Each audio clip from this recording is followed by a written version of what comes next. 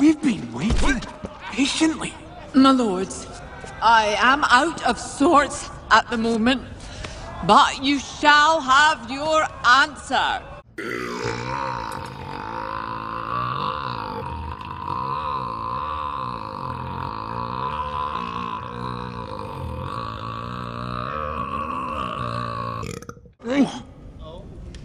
Presently.